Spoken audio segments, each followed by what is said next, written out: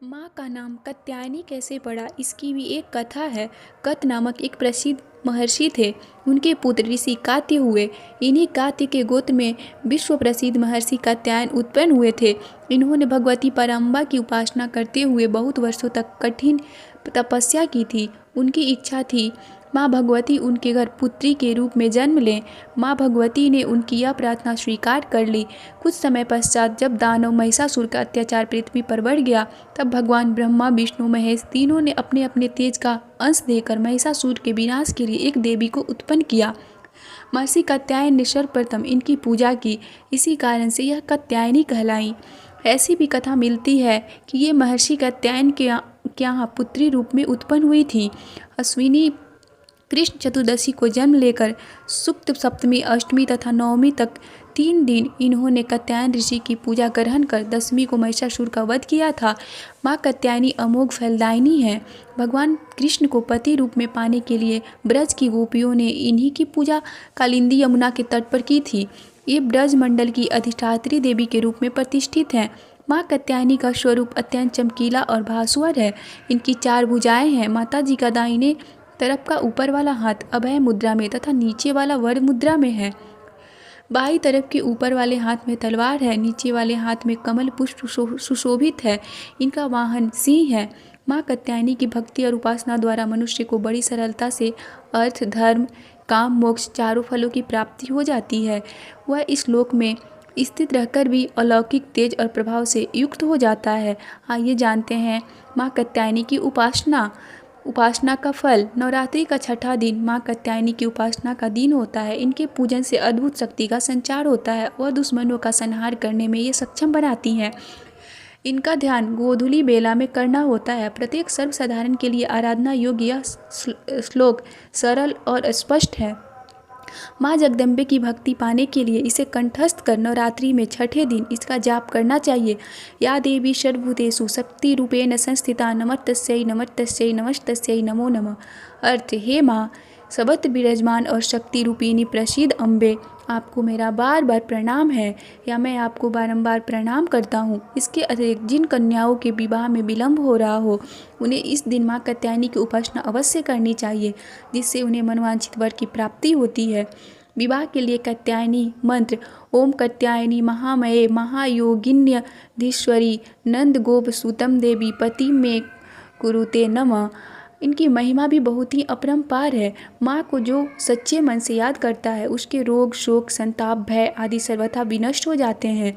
जन्मांतर के पापों को विनष्ट करने के लिए माँ की शरणागत होकर उनकी पूजा उपासना के लिए तत्पर होना चाहिए। नवरात्रि में खासकर माता कात्यायनी की पूजा होती है। छठ पर्व के दौरान भी माता कात्यायनी की पूजा का विधान है।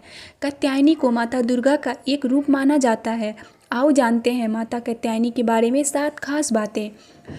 पहली बात यह है कि माँ दुर्गा की छठी विभूति है माँ कात्यायनी।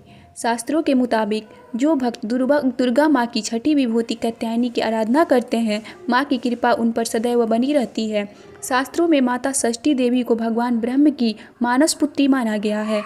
इन्हें ही माँ कात्यायनी भी कहा गया है, जिनकी पूजा नवरात्रि में षष्ठी तिथि के दिन होती है। षष्ठी देवी माँ को ही पूर्वी उत्तर प्रदेश, बिहार और झारखंड में स्थानीय भाषा में छठ मैया कहते हैं। छठी माता की पूजा का उल्लेख ब्रह्मा वैवर्त पुराण में भी मिलता है।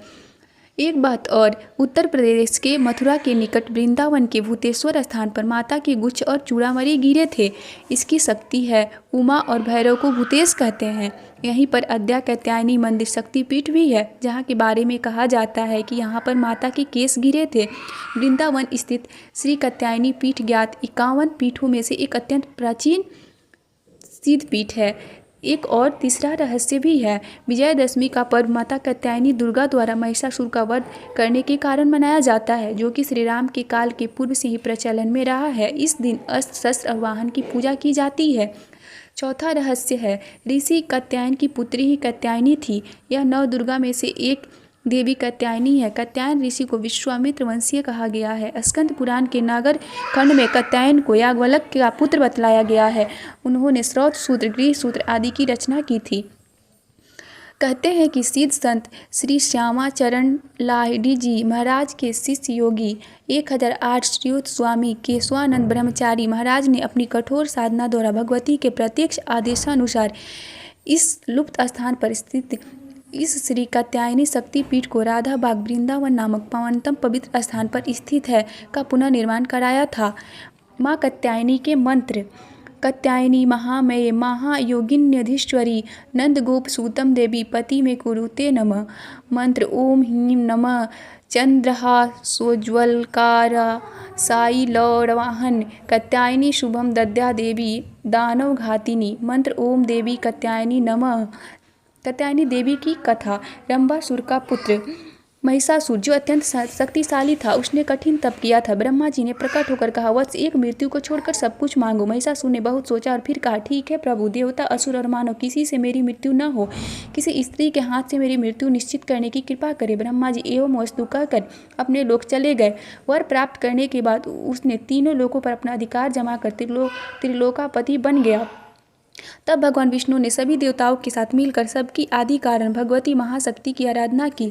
सभी देवताओं के शरीर से एक दिव्य तेज निकलकर एक परम सुंदरी स्त्री के रूप में प्रकट हुआ। हिमवान ने भगवती की सवारी के लिए सिंह दिया तथा सभी देवताओं ने अपने अपने अस्त्र शस्त्र महामाया की सेवा में प्रस्तुत किए।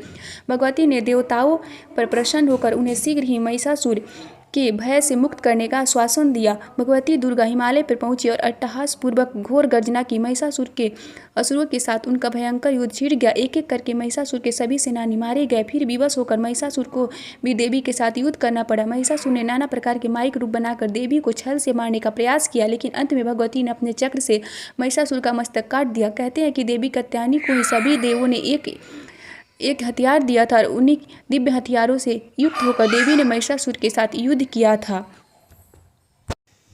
और उसी हथियार से महिषासुर का वध भी कर दिया था। इस प्रकार महिषासुर का वध करने का श्रेय कात्यायनी देवी को माना जाता है।